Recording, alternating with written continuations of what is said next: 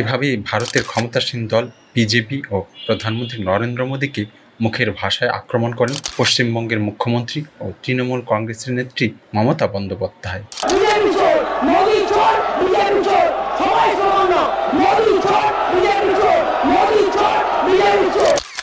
পশ্চিমবঙ্গের বিধানসভায় সম্প্রতি মমতা বন্দ্যোপাধ্যায় সরাসরি বিজেপিকে চোর, চোরের দল বলে উল্লেখ করেছেন।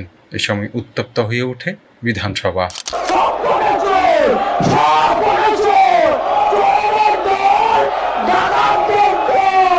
মমতা বলেন, বিজেপি শুধু ধর্মের নামে মানুষকে বিভক্তি করে।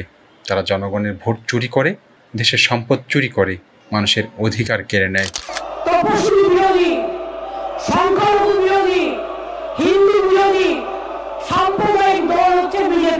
এ সময় স্লোগান দেন, বিজেপি হটাও, দেশ বাঁচাও।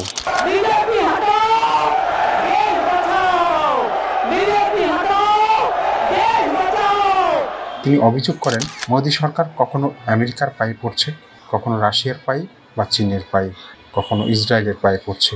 এভাবে বিদেশের পায়ে পড়তে পড়তে নিজের দেশের সম্মান বিক্রি করে দিয়েছে বলে অভিযোগ করেন তিনি।